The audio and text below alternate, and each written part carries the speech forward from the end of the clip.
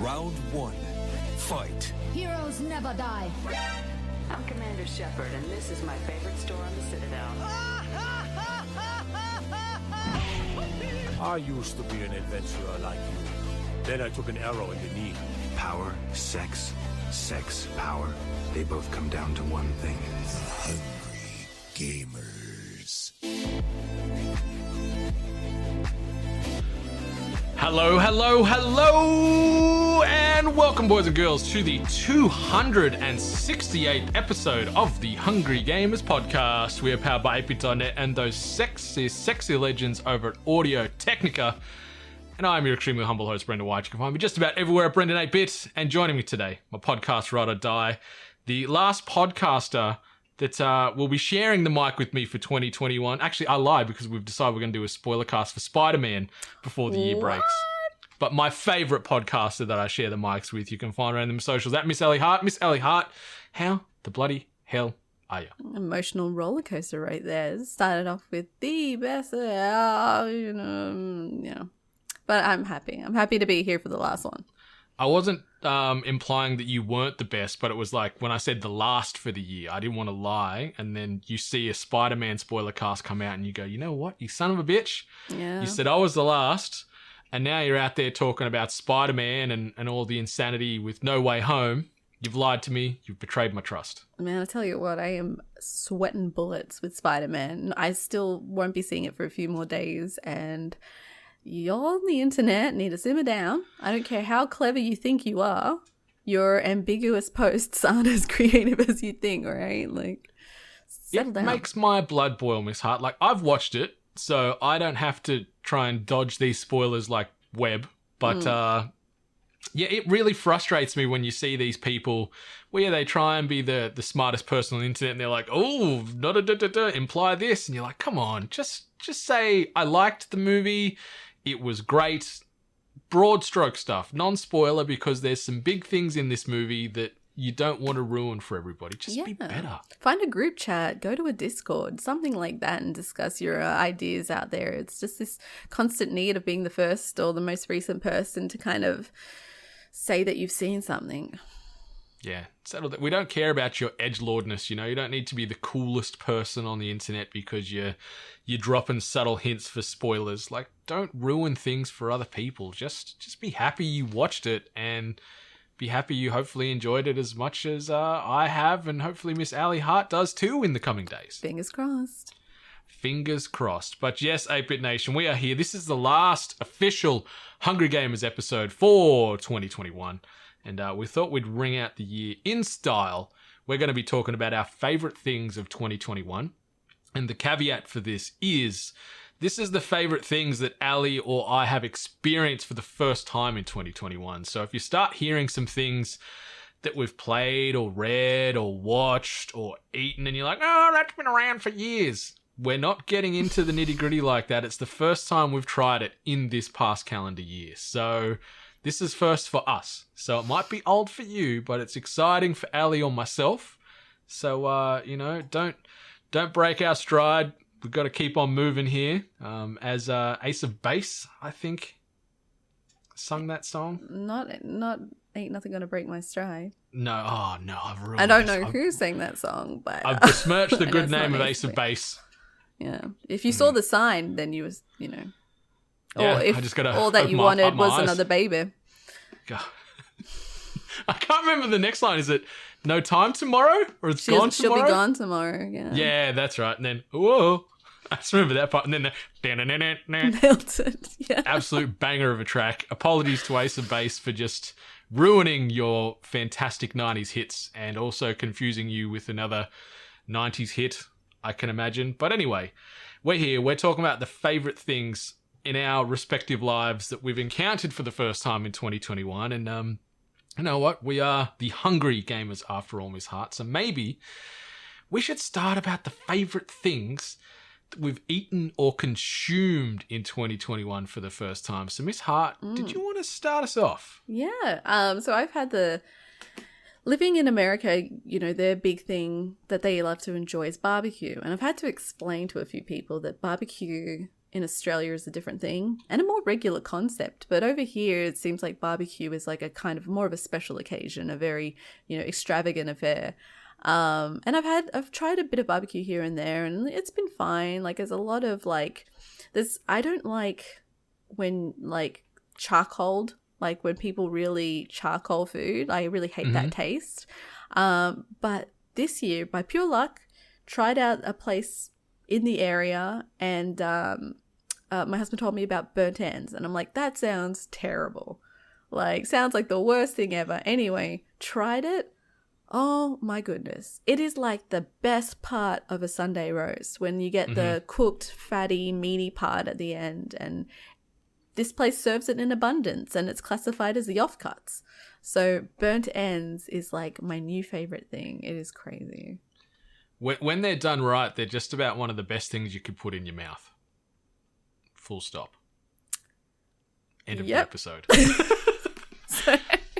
But no, seriously, they're great, and they're really hard to perfect. Like, as Miss Hart said, it's sort of the edgings or the offcuts of like a brisket. You usually sort of, once the brisket's done, you can sort of cook these beyond to make them nice, crunchy, but also like gooey, tender on the inside, just edible bites of amazingness. And as an amateur barbecuer myself, it is tough to perfect. I haven't perfected burnt ends. I can make them okay, but when you go to a place that knows what they're doing and nails it, it is ridiculously tasty. Yeah. And like with the sauce that goes with it as well, it's just amazing. I never thought that I would like really get into barbecue, because I always thought people were kind of, maybe like overhyping it a little bit, but no, the hype is justified, obviously, when done right. So burnt ends is one of my favorite things that I've eaten. And the second thing that is one of my favorite things that I've eaten, which is very recent, it also coincided with a very good event of a very gamer game being released. Halo came out. They were doing like very specific, Halo and Call of Duty, came out. And, with these games were specific codes. Like, you buy this product, get codes and everything. And I believe with Call of Duty, it was Doritos. I hate corn chips. I really don't like corn chips. I don't like Doritos unless it had melted cheese on top of it. But then a purchase of Cool Ranch Doritos was made. Like, all right, I'll try it. I doubt I'll like it. Seems like a good majority of the gaming sphere love it, but I'll try it. I really like them. They're really, really good. They remind me of pizza shapes. So yeah, they've got a bit of taste to that, and they sort of almost taste refreshing to me, like, because they've got that ranch. You don't get a massive ranch hit, but it's got just this softer, smoother taste for a corn chip, and you can just smack a pack in no time at all. And I'm still so surprised that you don't like corn chips. That's really like don't. That's up there. Like, when I say that I don't like mashed potato, like, when you say corn chips, like, I don't think I've ever met someone that, like, if we went to a Mexican restaurant, they had like guac and some corn chips, you wouldn't go at it because you don't like the chips? Well, it depends on the chips. Like, now that I've had really good like chips over here with guac, I wouldn't go and pick it up and then eat it as is. Like I said, with Doritos, if you melted some cheese on it and then, had a side of guac, then I'd eat them.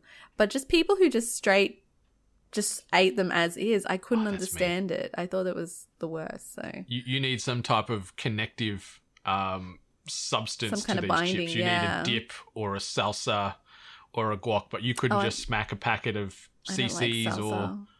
You don't like salsa? No. Wow. The things you learn even after all these years, listeners, my goodness. Yeah, and here I am getting beaten up on the streets verbally about mashed potato all the time. And we've got the corn chip salsa assassin over here that is just killing me today. You're telling someone with an Irish bloodline that you don't like mashed potatoes. I mean, you got to expect it. You've had people out there that have been in your, your side of the ring. So, but I mean, discourse from the Irish. That's true. I'm spitting on the good name of the potato.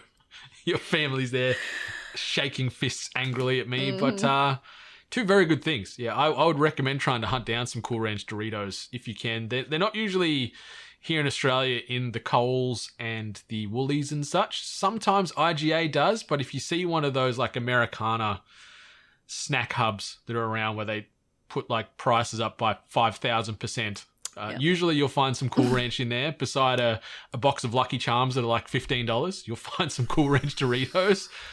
But they're well worth seeking out because they are a nice, delicious chip. And I do get the pizza shape comp as far as that texture. Oh, not texture, but the taste. And it even has like the little coloured green and red sprinkles on it too. So, Yum. What Now about I want you? Doritos.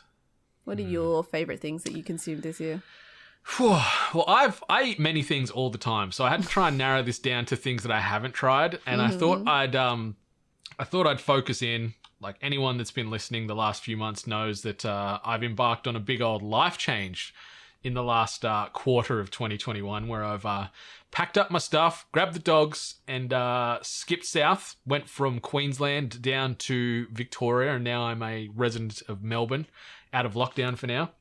Touch wood that stays the same with this new Transformer variant. But you know what? I'm down here in Melbourne. I'm settled, and I've been just trying to explore and find new food haunts. Like, I pride myself on my food knowledge and knowing all the good places to recommend. So I've just been dabbling God, that's going to make me sound so bad. But when I first moved down, every couple of days I was trying something new. And like, that's not a healthy way to live, people. Moderation is key. But there was none of that when I first moved down. But luckily, where I am, I'm in Coburg, it's about 8 k's out of the city. So I've got this massive big blanket. We're sort of like northeast of the city. You could say, or maybe straight north. I don't know. I'm terrible with geography. But I'm in this 8k radius. In that hub, that encompasses like Brunswick, which is pub, bar, restaurant, cafe central. Mm-hmm. So everything from there delivers. So I've just been sort of going through this hit list one by one. And one of the first things I tried was a place called 300 Grams. And it's a burger joint. Literally found out that it's like 1 kilometer up the road. So now I just go up and pick it up. It's deadly. But they do super simple burgers, smash patty style. So nice, thin meat patties, really fresh, simple ingredients. They do like a cheeseburger, a beef and bacon burger, a chicken burger, and then like a fish burger, and then chips and stuff like that. But they're so tasty.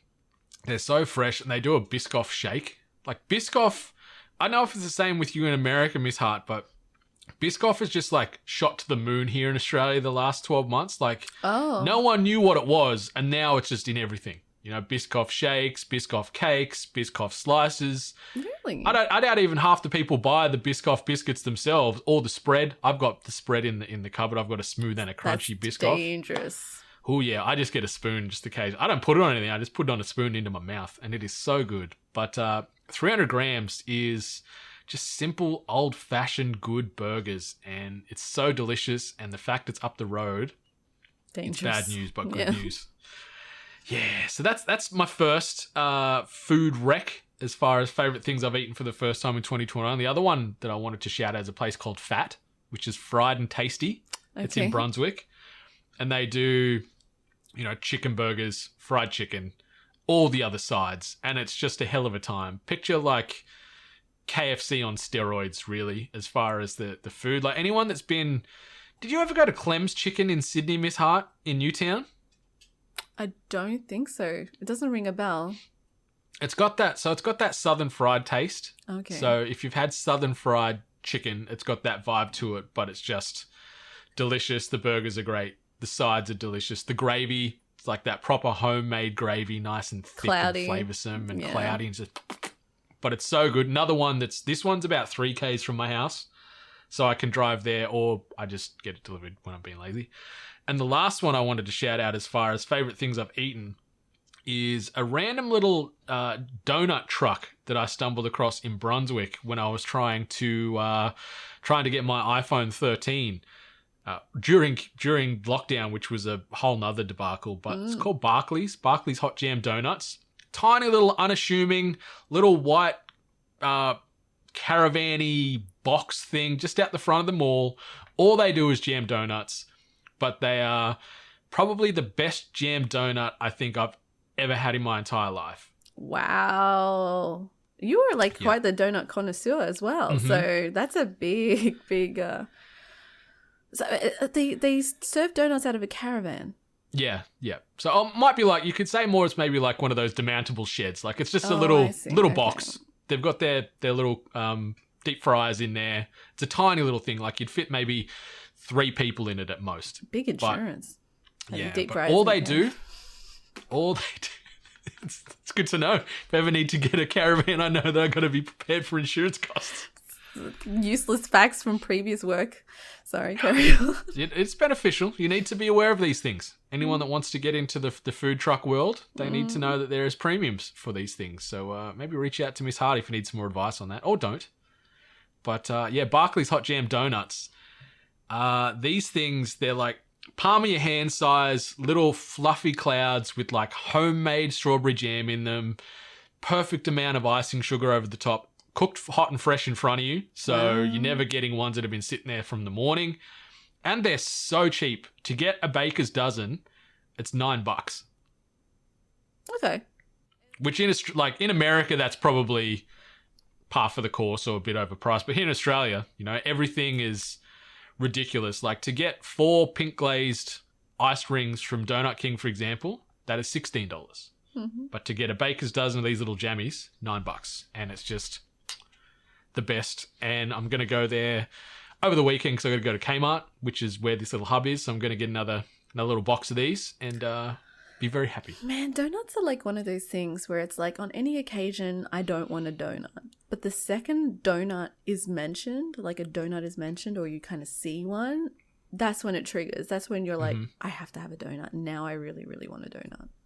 Maybe you could get some donuts this weekend too. Maybe I could. Maybe. Pink glaze or jam. I don't want ones where there's like 16 Snickers bars stacked on top. I don't want these big ones that everyone does these days. Piss off with that. Yeah, just keep it simple with your maple. Yeah. Just simple is better. The KISS method, people. For most things in life. Keep it simple, stupid. All right, so that's the things we've eaten or consumed this year for a first time. Miss Hart, maybe we'll jump into favourite things we've read because we've read some books this year. Yeah, we actually read some books. It was it's new for me. I really don't read normally. I always found it quite time wasting. Movies and books, I find time wasting. That's hilarious. Very uncultured. But lucky for me, I found like a whole category of things that I actually do enjoy reading, and lo and behold, it's really screwed up things. So the first book I'm going to recommend is Tender is the Flesh by Augustina Basterricia. It's a book set in a kind of dystopian, I believe it's like a future where we no longer can consume animals because there was like a virus bacterial thing. So society has set the normality of eating humans. But the whole book is kind of going through the experience of like the consumption of humans, and like the main character that you follow kind of like works in the abattoir where humans turned into meat kind of thing. And it's there's this whole underlining story as well where like, it's like a morality thing and kind of experiencing it from this person's angle and his struggles and everything like that. Great twist at the end. It definitely caught me. I actually really enjoyed it. I thought the message was really well conveyed, and I think the person who wrote the book really set up that really screwed up scenario very well. So I actually really enjoyed that one. So that one's called Tender is the Flesh. And my second book is called Wounds, 6 Stories from the Border of Hell, done by Nathan Pellegrin. I sense some themes here, some consistencies across these books. They're very interesting. But luckily we don't have this episode set as kid friendly, that's for sure, because they not be sleeping tonight hearing about these books. You gotta learn sometime.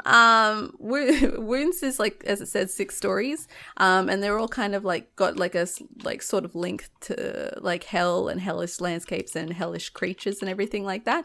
It was actually a really good read. There were some stories that stood out more than others, but overall, just like going through the book, it was actually really enjoyable. I wouldn't necessarily say it was scary, but there was some good kind of like horror-ish kind of elements to it. Maybe it would be scary. Maybe I'm desensitized, but I did enjoy that book. It was a good read.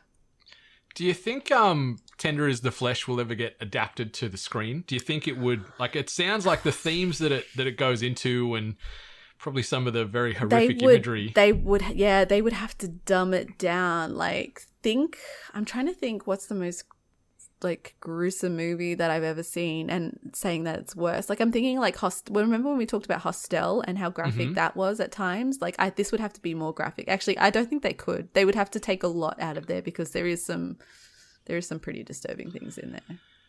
Yeah, but people love that stuff too. There might be a producer or writer or director out there that wants to tackle this thing and bring it to the screen and just make people feel very uncomfortable and very disgusted and very sick. I don't think they should. But a good book. Yeah, if you do want to watch some modern day cannibalism, check out Raw. If you want a good horror film to do with eating people, that is really well done. And there's some things in there that will leave you feeling very uncomfortable. But yeah, I've read a fair few books this year, but I just wanted to highlight the one book, or the series, I guess you could say, that sort of impacted me in the most way, and that's the Kingkiller Chronicle. So it's part of a trilogy by Patrick Rothfuss, who has released the first two books, which is The Name of the Wind and then The Wise Man's Fear in 2007 and then 2011. The Doors of Stone is the third book. There's still no date on this as to when it's coming out. It's very much TBD as far as just wait and see and hope for the best. And yeah, it's really good. It's a fantasy trilogy. It's got that high fantasy vibe. Not on Earth. It's an alternate sort of Earth-esque type of place where you're thrown into the life of a man named Koth, and he's just this sort of magic wielding mythological dude. Like he's grown up and had so many stories and so many things happen to this young fellow that he's become this myth, this larger than life character, but then he sort of just faded away into this simple life as an innkeeper. Yeah. So there's sort of like this scribe and him working together to retell his story as how he became, in air quotes, the king killer. And what happened in there as far as where he was a wandering musician, notorious arcanist, or a wizard if you want to call him that. And it just weaves in all these characters and these stories and these worlds that Quoth was part of. And it's just so well done. And Patrick Rothfuss, the way he writes books, it's almost poetic as far as how he describes things and explains characters and the dialogue that they have between each other. Like, it's a very accessible trilogy, well, 2/3 of the trilogy to get into, but it's just overflowing with great characters and great stories, and the stakes keep getting raised, and just trying to work out how this man came to be is so great, and I cannot wait for the third. He did just sneak a release of the prologue for Doors of Stone out this past week. So I'm excited, but I just want that third book, because I smashed these two books back to back in the space of about a week and a bit. A lot of pages. Books, yeah. They're not like they're very, very thick books, but it just sunk its hooks into me. It's one of those things where I'm just like, I need it all. I need to know everything about this world. I want it all now, and I just smashed it through. So I'm hoping that Mr. Rothfuss doesn't keep us waiting for too long, and we can get into that third, I guess, an asterisk final book, because there has been rumors where he's like, I could make this like a larger story. You could pad this out to a fourth book. So it's like, but I just want more of the Kingkiller Chronicle by Patrick Rothfuss as far as things I've read. Plenty of other things, but that franchise or that series stood out well above everything else. So that's my rec there. Maybe we'll start moving into things that we've watched this year, Miss Hart. So what is on your list of favourite things of 2021 that you have watched for the first time? Spoilers, not a lot of movies. No one is surprised about that. You want to hear, so the only movie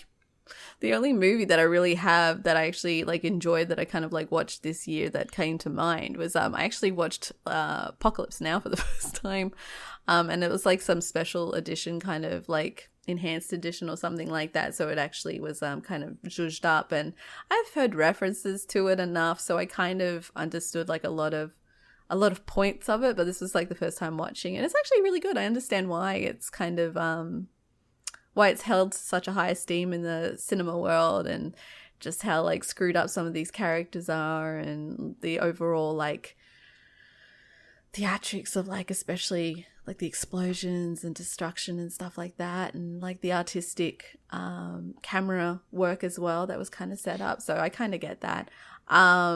And low-key Suicide Squad, but I'm assuming we're both probably going to talk about that one. That's on my list too. We can tackle that together now if you want it, or later. Whatever. We're fast and loose around here today. Suicide Squad was the one movie that I knew I had to make time for because there was a lot riding on it for me. Being a DC villain fan, it was a big one. And also being a person that doesn't necessarily poo-poo the other Suicide Squad movie. So, I was looking forward to watching this one. Got to watch this one at home.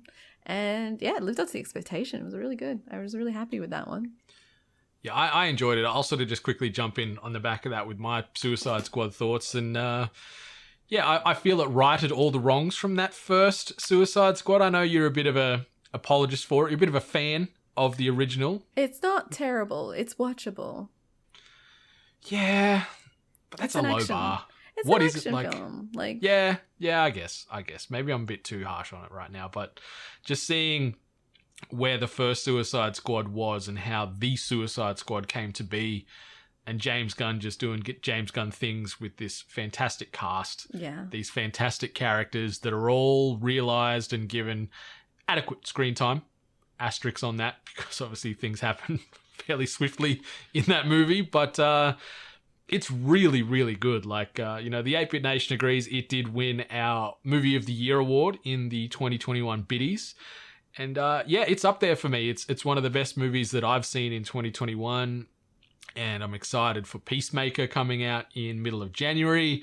And maybe Suicide Squad 2, or just more offshoots for some of these other anti-heroes or former villains or pure villains, whatever you want to classify them as. I'm excited to see more of this world, and I just hope that James Gunn's DNA stays throughout, because I really love what he put on screen. Yeah, I agree. That's my biggest concern, is that we don't venture too far away now from that, because how Hollywood, they get really horny when things go well, and then they just start making offshoots, and it just gets really, really bad.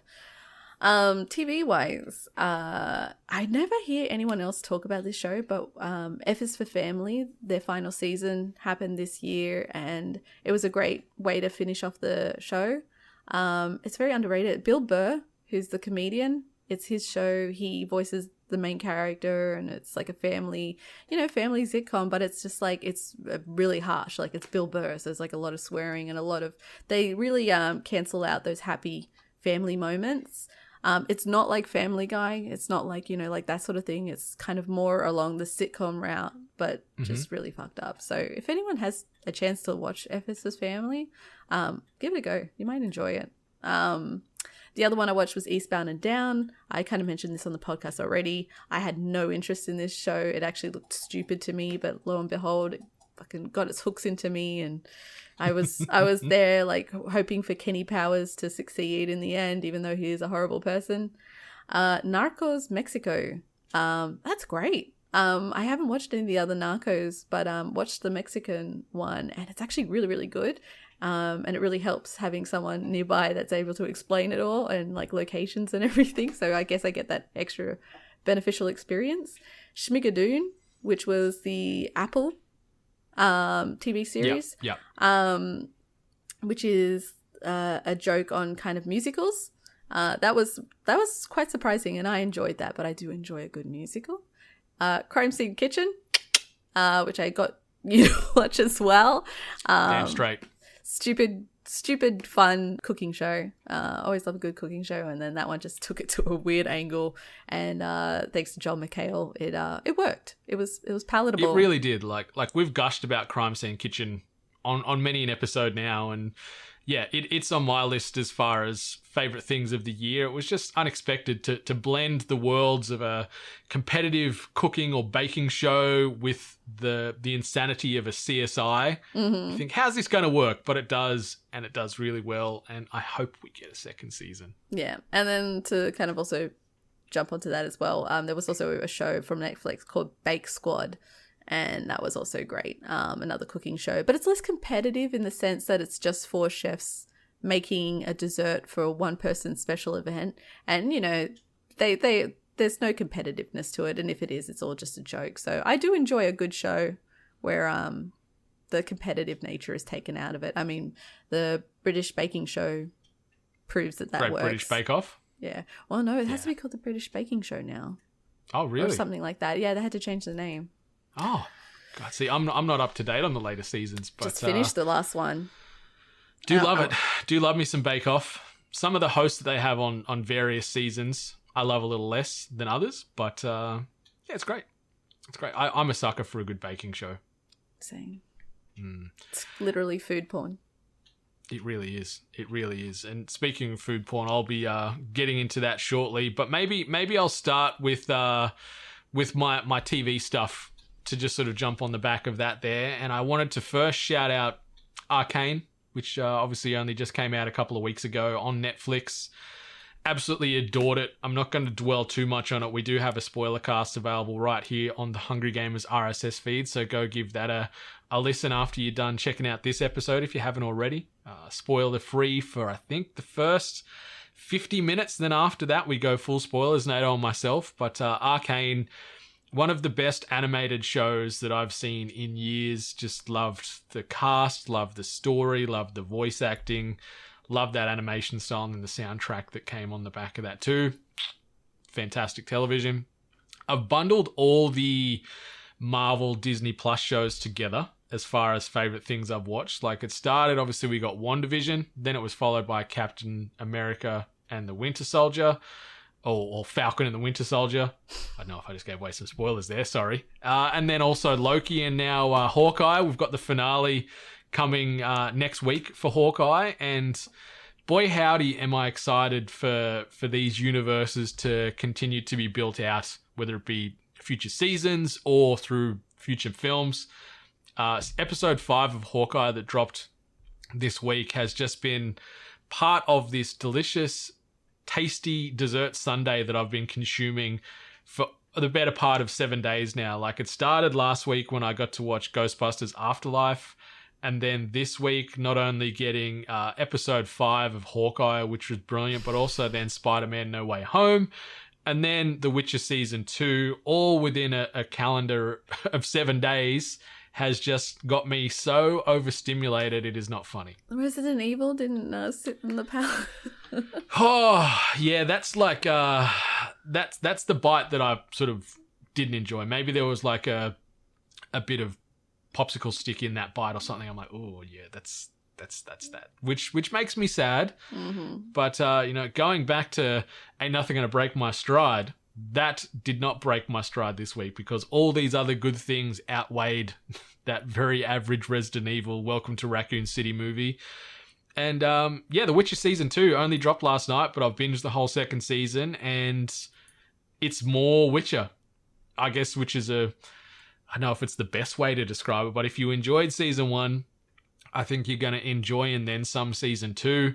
The storyline is a little less convoluted. Like in the first one, there was a lot of time jumps. They were sort of jumping past, present, future type of thing a lot, which could be a little confusing for people that maybe hadn't watched the games or read the books.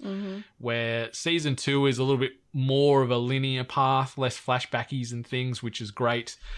And the cast is phenomenal. Where they take it and where they go with some of the stories that they showcase on the screen is awesome. And I'm so hyped, but now I'm also sad because I'm like, now I've got nothing to watch. I don't have any more Witcher to watch now until, I don't know, 2024. I don't know, which makes me sad. It's going to be a while. Yeah, but it's really, really good. So do yourselves a favor and check that out on Netflix. As far as movies, I touched on 2 of those there. We already spoke about the Suicide Squad, but yeah, Spider-Man No Way Home. I think it's my favorite movie I've watched all year. Oh, wow. It is so good. Not going to go into spoilers. I'm not going to get clever and imply anything or, try and be too smart and give away things without giving away things. But the casting's awesome. The writing's great. The pacing's fantastic. There's heart. There's humor. There's action. It's just a good movie in every sense of the word. And even though it goes for over 2 hours, it doesn't feel long. It's got a good pace, and I just love everything about it. And I cannot wait to talk to more people about this movie once they've watched it, because it's very, very special. I am looking forward to it. It's had such a good, everyone's said amazing things about it. So I am looking forward to watching this one. It should be good. Yeah. Yep. And something else that was good that I touched on a second ago, Ghostbusters Afterlife. Yeah. As a Ghostbusters tragic who grew up with the movies and the games and the toys and the animated show and the obsession to actually want to rename myself Peter Venkman as a kid. My mum never let me, which I'm still probably a little salty about to this day. Maybe I can do it now. I can legally change my name. Technically, you could, yeah. I don't know. Bill Murray is his own thing. Not many people can do what Bill Murray does. But anyway, Ghostbusters Afterlife is in that similar discussion that I just had with Spider-Man, where it's just fun, it's enjoyable, there's heart, there's a lot of touchstones to the original 2 movies, and the casting's great. I really like everything about this movie, and I'm excited if they do decide to try and expand this universe with these characters they've introduced us to. I'm excited to watch more of that. But if this is like a one and done, I'm even more happy, because it was just it was handled with so much care. Yeah. Like the source material and the characters, and it was just very respectful and very endearing and just really emotional. And I was just smiling from ear to ear with both Ghostbusters and Spider-Man. Like, it felt like I was transported back to being a kid, and it was just so fun and so great and phenomenal films. And the last one I'll quickly touch on is Dune, which is now available finally around the globe. Really great, like completely different tonally to these other movies we've talked about. But Denis Villeneuve is just a sci-fi savant. Anything this man puts to screen is usually not only a work of art visually, but the storytelling is great, the casting is great, and they've done this book justice, and they've also, I guess, righted some of the wrongs from the original film adaptation from the 80s. And I just cannot wait for part 2 to see what they do, and it's just a feast. If you can go watch this on the big screen, it is very, very special. Like, it's so artistic and just stunning to see. The pacing comparative to those other movies we've been talking about, it's night and day. It's a bit more slow and a bit more dramatic and world building, because this universe is so big. But holy moly, can I not wait for Dune Part 2. I can't remember if they confirmed if it's coming out next year. If it is, I'm very happy. But if I've got to wait another year, I'll be a bit sad. You might have to wait another year. God damn it. Should be used to delays by now. This is what this whole year's been building us up for. Like, thick as skin for delays. That's true. That's true. And the last but certainly not least topic or segment I wanted to touch on as far as things I've been watching, Miss Hart, is the Brendan White, aka Peter Venkman Anime Hour, we're going to be calling it here. I'm not going to be talking about this for an hour, but I just wanted to shout out to a select few series that I've watched / discovered this year in my reintroduction to the anime world. Mm-hmm. So the first one is Bofuri, which is done by a studio called Silver Link, and it's focusing on this character named Maple. A lot of these, just about all of these shows are set in sort of that high fantasy world. I'm a big anime fantasy fiend, I've realized. And this one, it follows this girl, so a lot of them isekai, where maybe it's a human person that's dropped into a fantasy world, but this one she's playing an MMO, and she jumps on to play with a friend, and she doesn't want to get hurt, so what she decides to do is just max out her defense. So all she does is put all her skill points every time she levels into the defensive skill tree, and she becomes pretty much off the back of this, like, the strongest character in this game in history. It's very endearing, it's very heartfelt, a lot of nice and comedic. It doesn't sort of lean like a lot of these shows and a lot of anime I've watched this year. You know, you get a lot of sexual undertones and a lot of just unnecessary smut thrown in, it feels like. A lot of fan servicey things. This one steers clear of that for pretty much the whole time. I can't really think of anything that was a bit like, oh. But it's just nice and full of heart. And there's only one season out at the moment, but I cannot wait for season 2. I think it might be coming out in 2022. Fingers crossed. The next one, I've just put these in alphabetical order, but this one probably hit me the biggest, and that's Food Wars. Multiple seasons available. There's some on Netflix, then the rest of it's on Crunchyroll. Depending on if you're looking for sub and dub, it's a whole thing. If you need some guidance, message me because it was a journey I went on. But Food Wars, done by JC Staff, follows Yukihara Soma and Nakiri Erina as the 2 primary characters. And it's a show like, picture anime Iron Chef, I guess is the best way to describe this show. But there's also heavy references to, I guess, foodgasms. You know, anyone that's eaten a good meal has probably had a foodgasm or 2 in their day. And it leans fully into that. Like, these people are making these magical meals that just blow people's minds apart and their clothes apart off them as well. It's all like suggested nudity. Like, you don't see anything. Like, there's always things like hiding nipples and groin areas and things like that. But it's so great. The tone of this show is so good. I know it didn't hit for you. Like, I think you've watched an episode and you were just like, nah. I wasn't vibing with it. But maybe I will give it another try, because a lot of people do hold it with high regard, so maybe I will try it again. It's really good. It's really good. And the outside of the comedic foodgasms, there is a good story here and some good plot threads and some big reveals and some big high stakes moments. But yeah, just picture Iron Chef anime for several seasons with a bit of heart and some comedic flair thrown in, and that's Food Wars, and it's so good. The next one, is it wrong to try and pick up girls in a dungeon? aka Dan Marshy.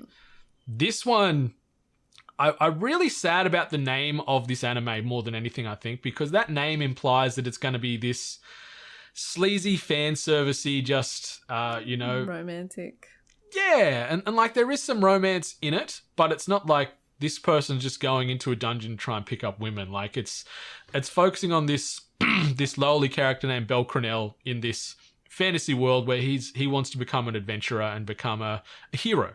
Mm-hmm. And so it's about him working his way through these dungeons, and it's got those game mechanics where you level up and you get new skills and that type of thing. Yeah. And it's just so heartfelt just seeing this little guy who starts as nothing and he's very underpowered and he's fighting his way through everything to start to establish a bit of dominance and get a bit of rep, and then his little crew builds out, and he's got like each one of these adventurer groups that they form, they have to be aligned with a god, and these gods are living creatures, and he's aligned to, I guess, not the worst, but like the lesser of all the gods. Like Lady Hestia is her name, and I guess she's sort of like one of the B grade gods or the D grade gods.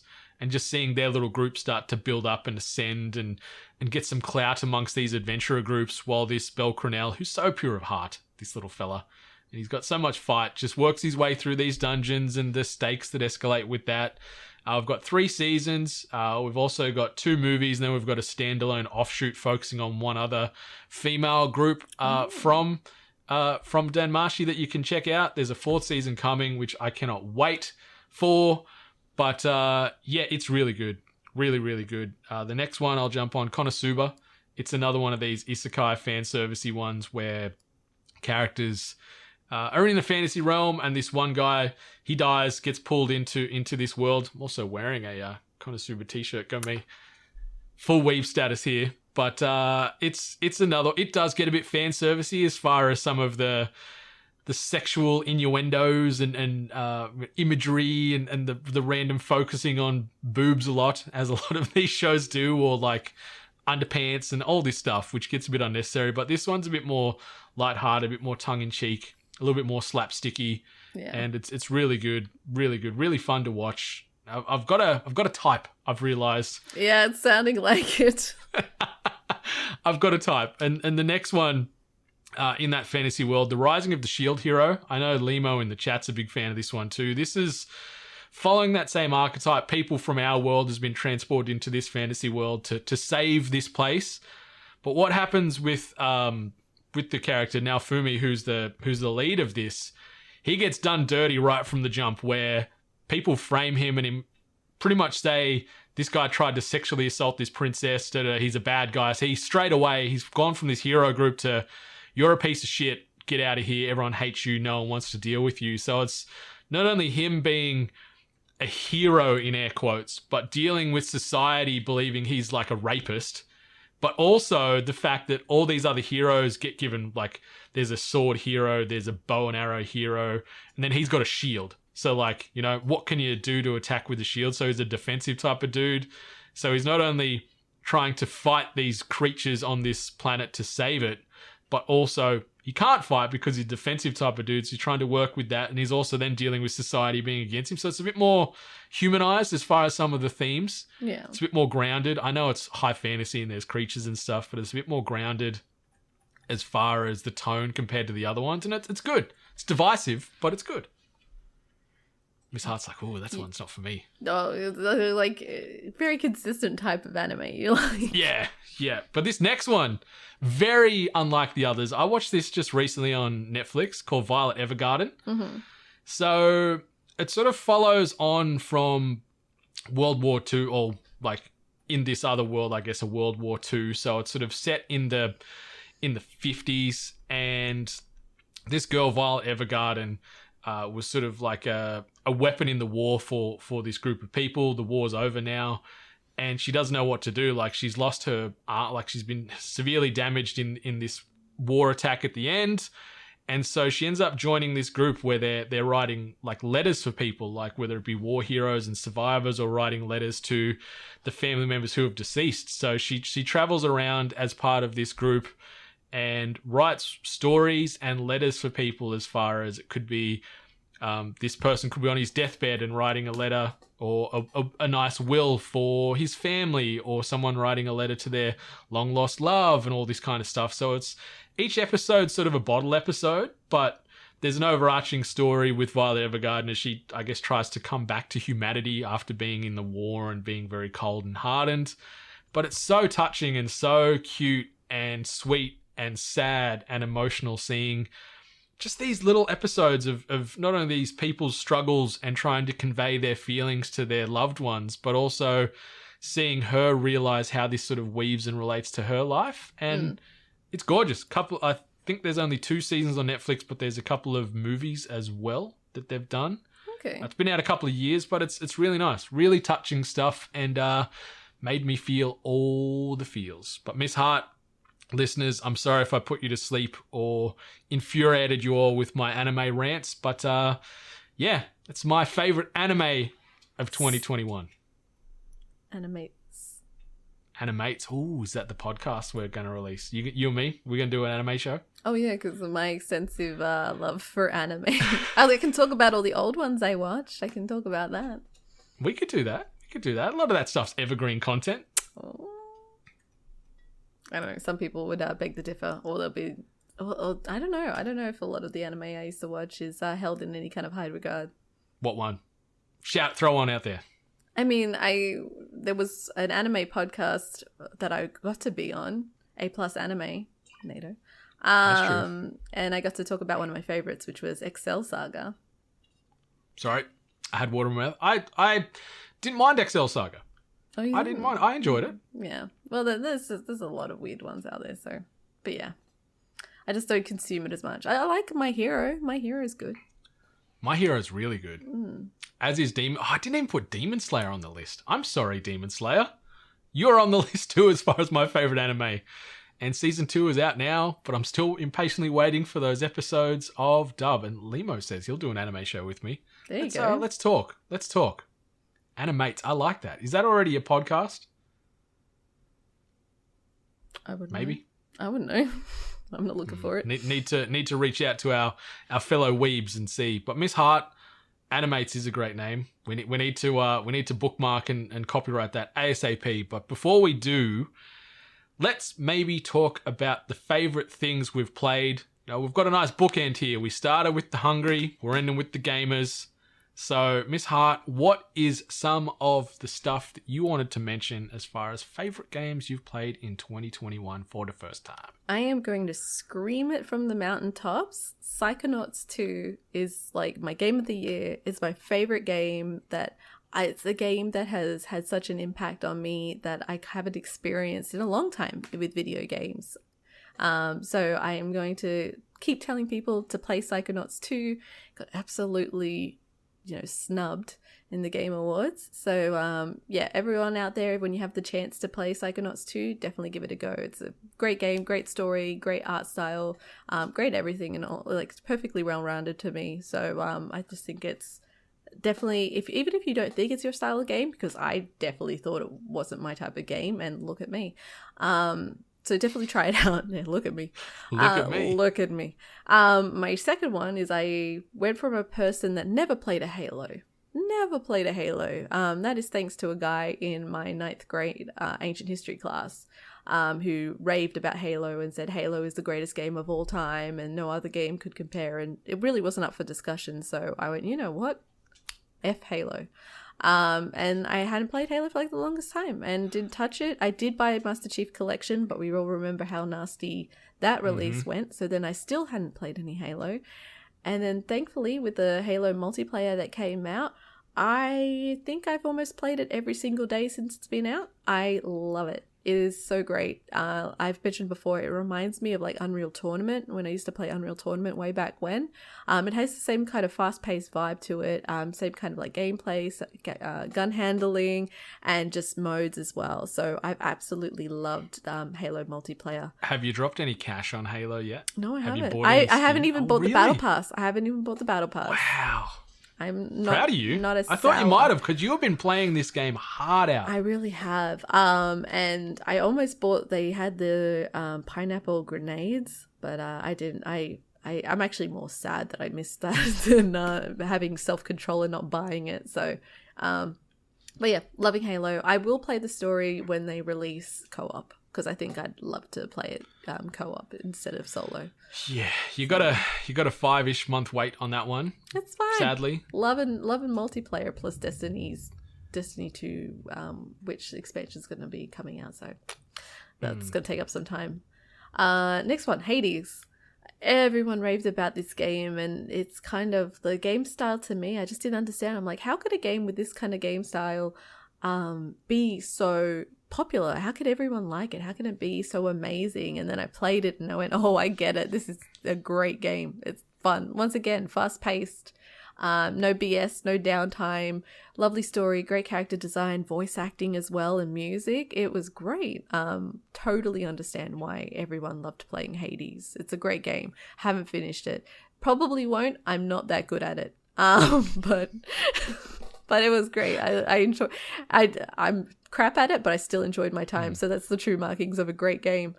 I think that's a fair way to describe those types of games too. Like you can say it's one of the best games you've played, even if you haven't finished it, just based off the temperate check and the gut check, right? Where Exactly. if you loved it, but maybe it got a bit tough and you need to put it down for a while, it doesn't mean it's not a good game. It doesn't mean you can't grade it accordingly. Yeah. Just because your shit doesn't mean the game's shit. So, yeah, good experience with that one. Strangeland was a nice little surprise indie that kind of came up. Point-and-click adventure. Great little story, maybe even if it was a little predictable at some times, but wonderful art design, story and everything. Then Timberborn, which was my city builder with beavers. It sounds stupid, but it was actually a lot of fun to play. Then we also had Unpacking. The indie darling of the year, as awarded by the 8-Bit Nation. Exactly right. And for me, it was just a really perfect chill game, because like things had been getting a bit stressful with at that point in time, especially with like also assignments and everything. So it was really nice to have a game to like relax to chill to, and that was like the perfect game for me, especially with getting everything all perfect and situated. So that was a fun one. Forza Horizon 5, like talk about taking me out of my comfort zone and proving me wrong on my like stickler ways. As a person that hated racing car driving games Forza Horizon like knocked me off my feet. I absolutely love that game. Obviously, it doesn't fit the same kind of criteria as most driving games. It was a bit more open, a bit more, you know, open world, a bit more less more linear. arcadey? Yeah, less linear kind of thing. It was great. I absolutely adored my experience. I loved buying all my shitty looking cars and just driving them around. Playing the Doom theme. Yeah. Did you see it just got awarded IGN's Game of the Year? I didn't actually. It's so nice to see that it's actually getting that acknowledgement. I definitely think it actually probably met a good criteria to actually fit in that space, but it seems like maybe because of what type of game it was, maybe it wasn't acknowledged as much as being a Game of the Year contender.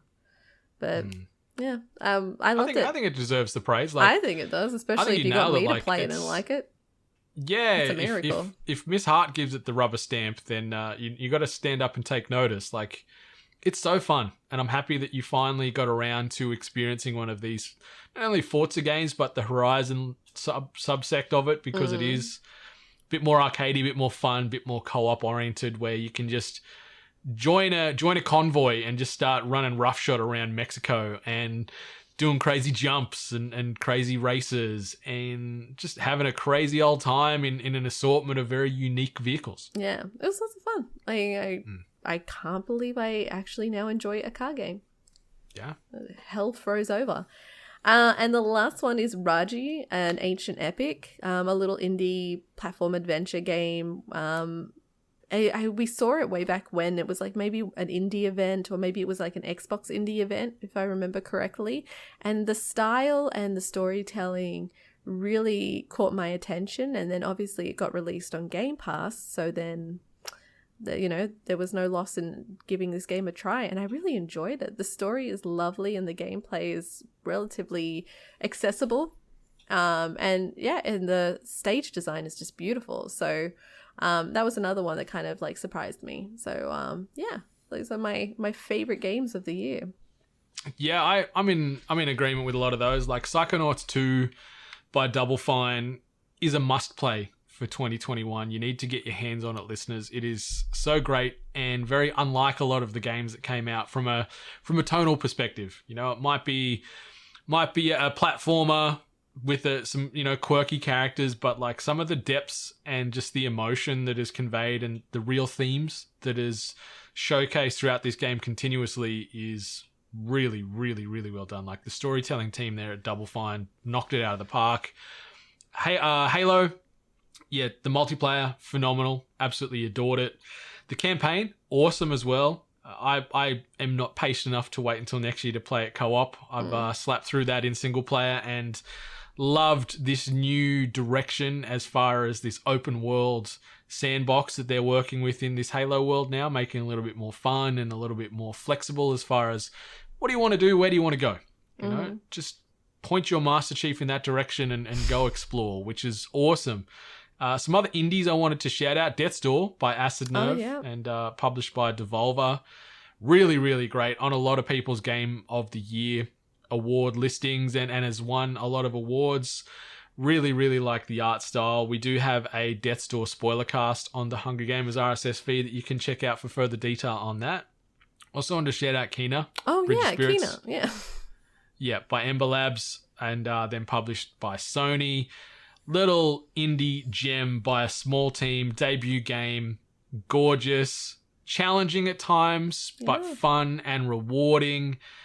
And I was just smiling throughout this game, just with the cute characters and then the challenging bosses. Yeah, the little rots and then the customization of your little rots. Like, it's so good, and I'm very excited to see what Ember Labs has in store for the future.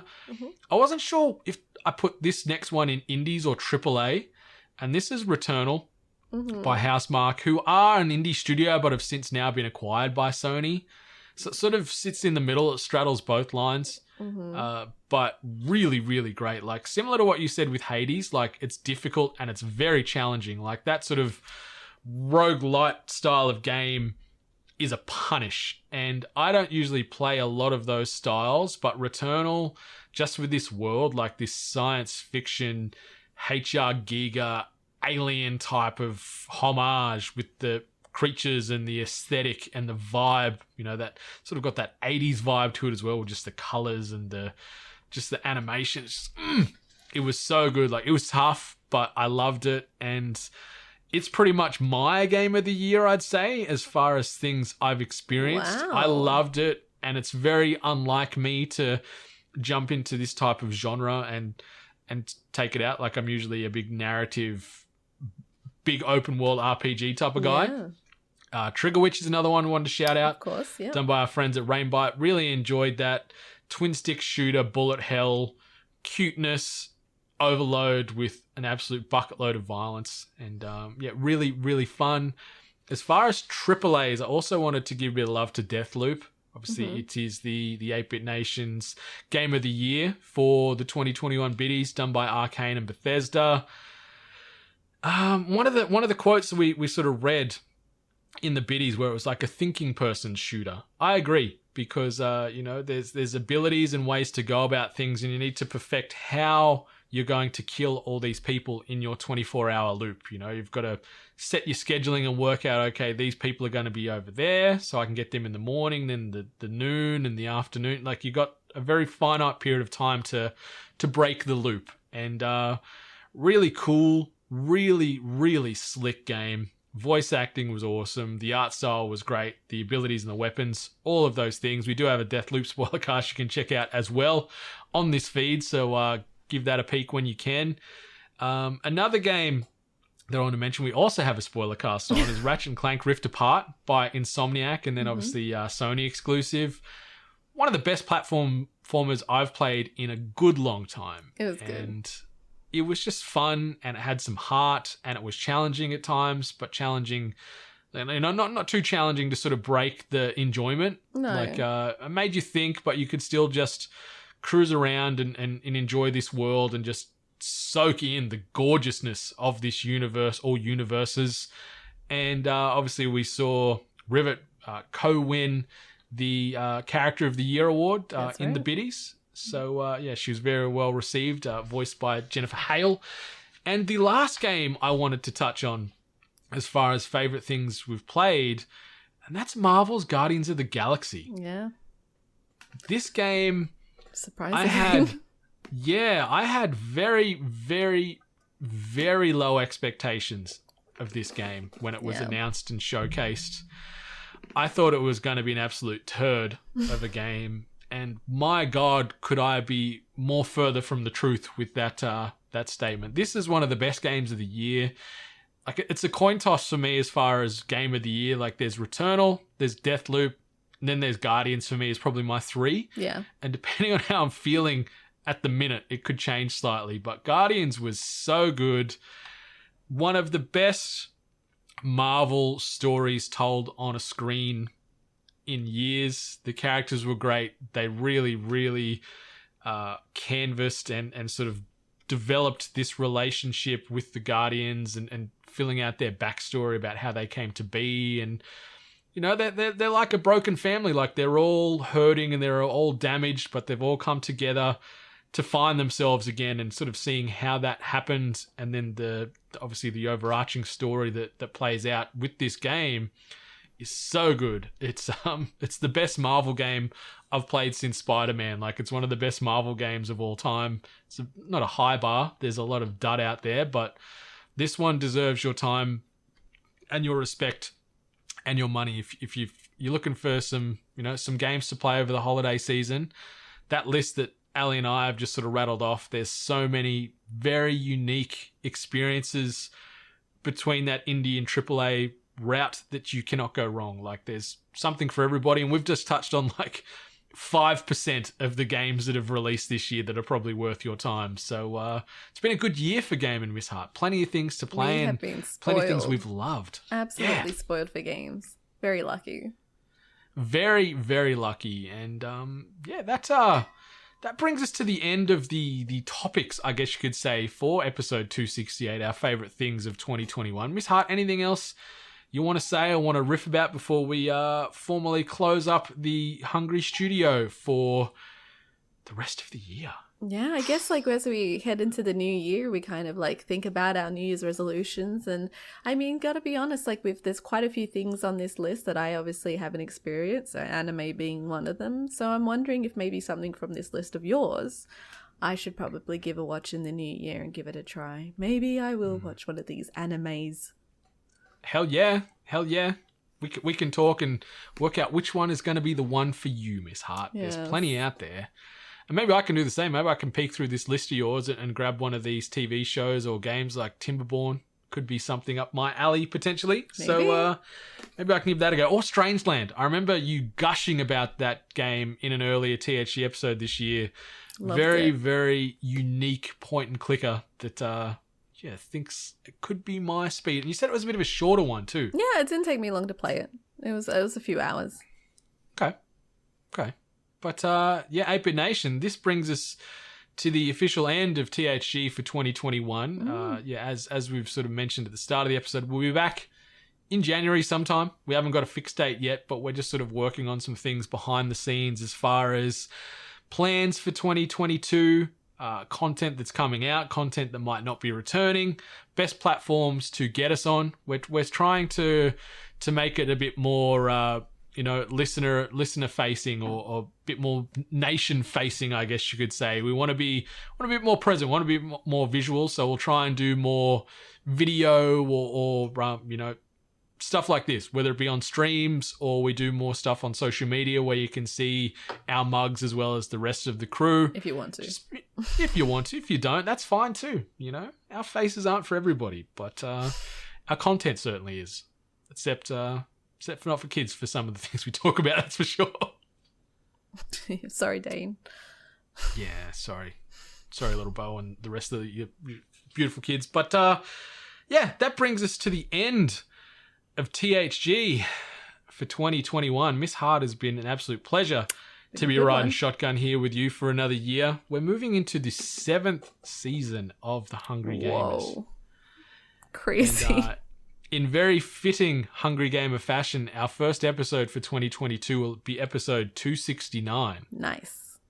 So maybe we can have some fun with that somehow. But 8-Bit Nation, thanks for your continued support. Thanks for your interactions. Thanks for your love. Thanks for your subscriptions, your shares, your positive words, your constructive criticism and feedback. We love it all. We continue to take it all on board and try and grow this show and grow this platform with yourselves in mind, because without you guys and gals out there, we'd just be a couple of people shouting into the ether on microphones. So we appreciate every single one of you all. Hopefully you stay safe and happy this holiday season. We wish you nothing but the best. But until next time, 8-Bit Nation, much love. And stay hungry. You've been listening to The Hungry Gamers, one of many gaming and geek culture related podcasts from the 8-Bit Collective over on 8bit.net. Check out more episodes on your podcast service of choice. And while you're there, please be sure to rate and subscribe. Until next time, boys and girls, stay hungry.